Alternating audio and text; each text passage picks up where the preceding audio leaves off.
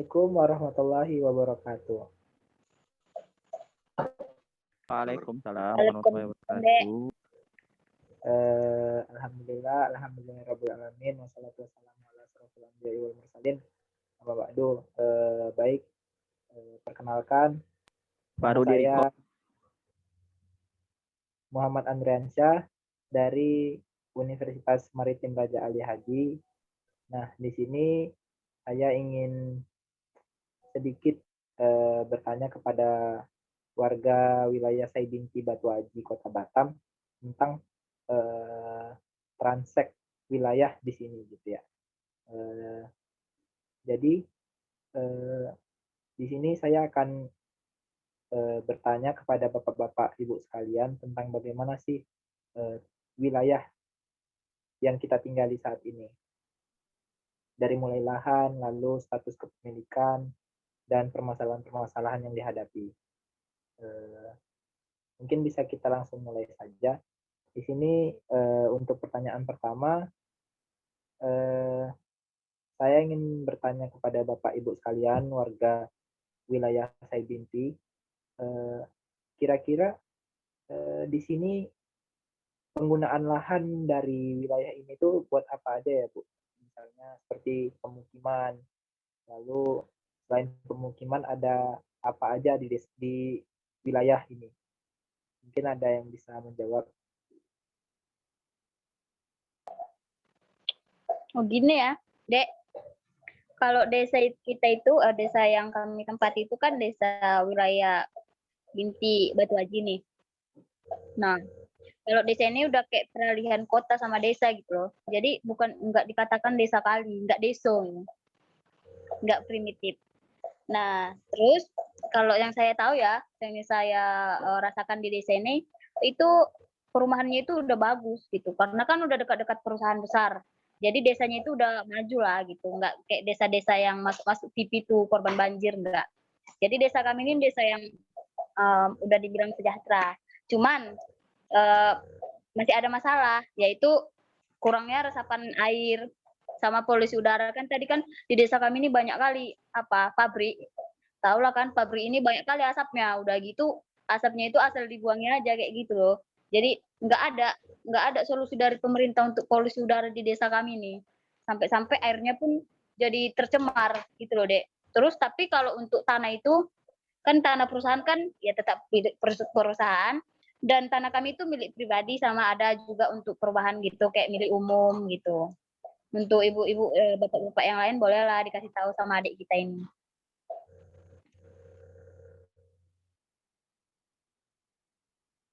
Mungkin ada tambahan dari ibu-ibu sekalian mengenai wilayah yang ada saat ini. Bagaimana, Bu? Mungkin dari Bang Reksi atau Bu Nurvina Hati. Baik, untuk mahasiswa adik Anda Ardiansyah, jadi kita bisa tahu ya Batam itu udah termasuk kota, jadi bukan pemukiman atau desa lagi. Di mana khususnya tempat tinggal saya ini tepatnya ada di sebuah perumahan.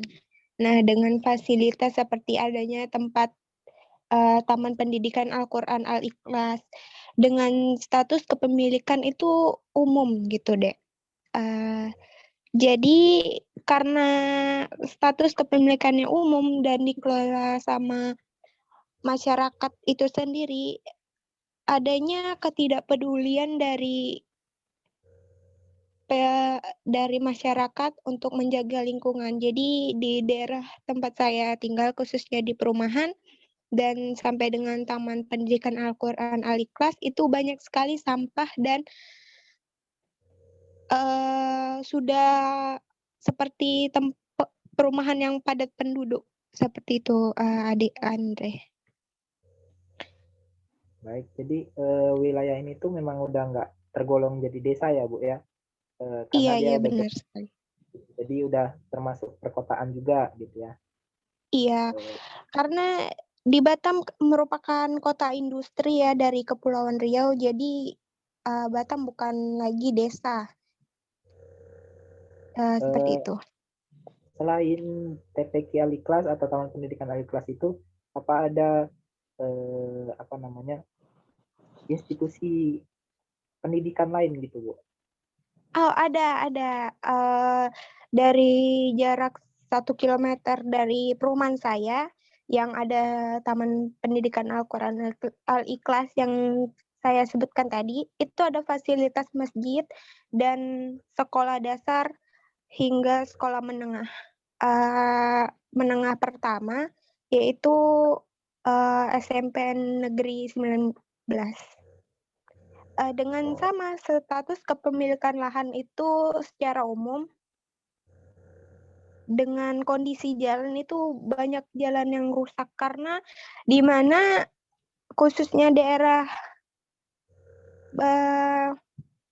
yang saya bilang tadi, kan Batam merupakan daerah industri ya, jadi banyak sekali alat berat yang masuk di jalan-jalanan Batam, jadi sehingga kondisi jalan di beberapa titik itu mengalami kerusakan. Baik, tadi kan Ibu Bu Tuti ada juga menyampaikan bahwasannya di sekitar sini tuh banyak perusahaan-perusahaan gitu ya. Apakah perusahaan itu kemudian ada dampak negatifnya gitu Bu bagi warga sekitar? Untuk kebetulan saya juga pernah bekerja di suatu perusahaan di Batam ya. Jadi biasanya tuh perusahaan ada yang bisa mengelola limbahnya dengan benar sesuai SOP, ada juga beberapa perusahaan yang curang dengan tidak mengolah limbah sesuai SOP sehingga menyebabkan pencemaran di beberapa wilayah di Kota Batam. Seperti itu, Adik Andre. Mungkin bisa dirasakan dampaknya oleh ibu-ibu bapak-bapak yang lain ya Pak Bu. Keadaan Batam ini karena banyaknya industri jadi banyak juga pencemaran yang terjadi gitu. Ade Andre selaku mahasiswa umrah. Baik, selain warga yang bekerja di perusahaan, apa mungkin ada wilayah apa warga yang bekerja sebagai petani atau berkebun seperti itu Bu? Mungkin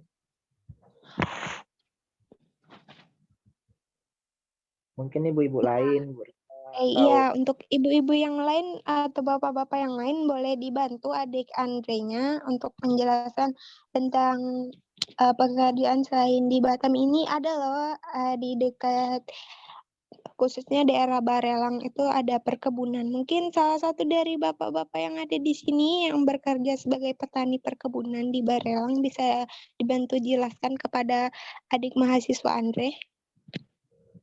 Oh, oke, baik. Mungkin dari saya kan di wilayah Batam ini kan besar gitu kan.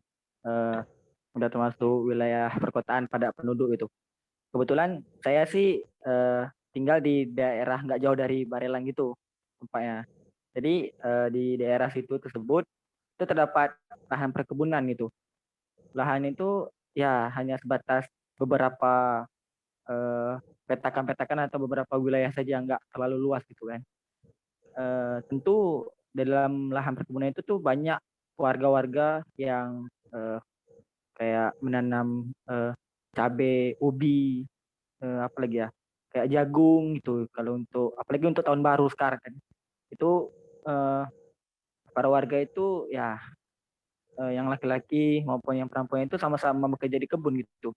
Itu pun lahan itu ya dimiliki secara pribadi, nggak ikut campur dari pemerintah atau perusahaan. Yang jadi sedikit permasalahan itu ya masalah kayak lahan, kayak ukuran lahan atau luas lahan itu terlalu sempit gitu antara satu warga sama warga lain. Jadi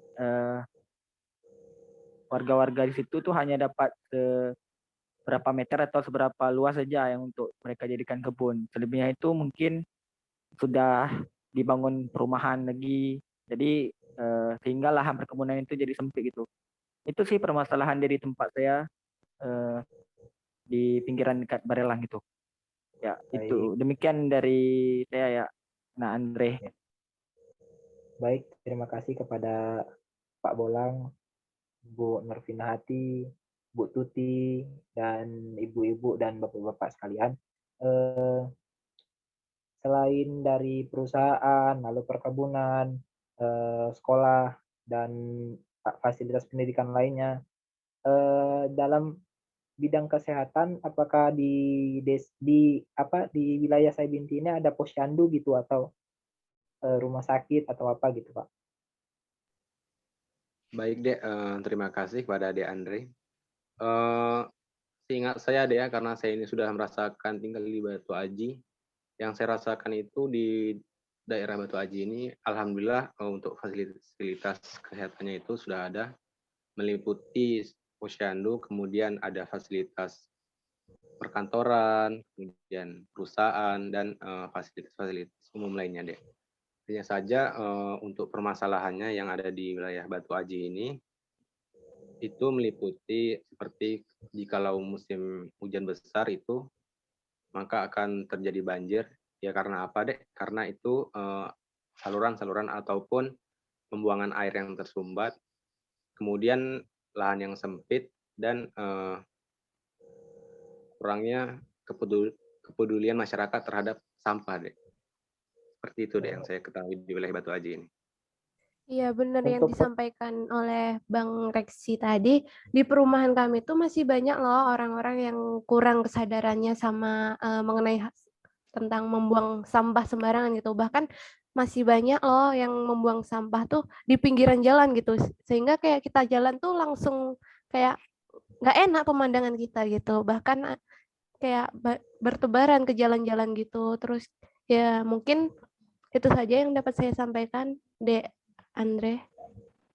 Terus Baik. gini, Dek.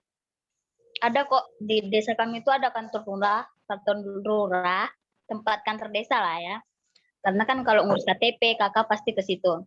Terus ada juga yang namanya berdekatan dengan taman. Biar anak-anak kami itu bisa ke taman main-main. Terus di dekat taman ini ada posyandu. Posyandu seperti yang Adek bertanya tadi, bagaimana tentang bagian kesehatan di desa kami ini. Ada posyandu dan itu milik umum. Cuman karena milik umum, jadi masyarakatnya itu kurang dipedulikan dan kurangnya ahli kesehatan itu, kurangnya tenaga kesehatan gitu. Karena nggak bayar, jadi yang dokter-dokternya itu jadi itu loh suka-sukanya. Mau kadang masyarakatnya datang ke posyandu gitu kan. Udahlah nggak usah berobat masih sehat gitu, padahal udah sakit. Seperti itu, Dek. Ya. Baik, terima kasih kepada ibu-ibu sekalian dan bapak sekalian. Semoga informasi yang saya dapatkan ini dapat menjadi nantinya akan membawa perubahan seperti itu. Dari yang kita bicarakan tadi ada beberapa permasalahan yang terdapat di wilayah saya Binti Batu Aji ini seperti karena dekatnya dengan perusahaan sehingga banyak sekali limbah pabrik, lalu polusi udara juga, dan kurangnya resapan air dari wilayah tersebut sehingga menimbulkan banjir gitu ya. Kemudian ada juga tadi dari Bu Nurvina bahwasanya ada di sekitar masjid lalu dan fasilitas pendidikan lainnya yaitu jalan rusak karena banyak alat berat yang lewat seperti itu. Dan dari Bu Tuti tadi menambahkan bahwasanya di posyandu itu masih kekurangan tenaga ahli. Dan mungkin untuk kedepannya nantinya semoga wilayah saya Binti ini bisa terus berkembang dan segala permasalahan dapat teratasi dengan gotong royong dari masyarakat maupun bantuan dari pemerintah. Terima kasih atas kerjasamanya dan meluangkan waktunya untuk berdiskusi bersama. Saya akhiri. Wabillahi taufiq wal hidayah. Assalamualaikum warahmatullahi wabarakatuh.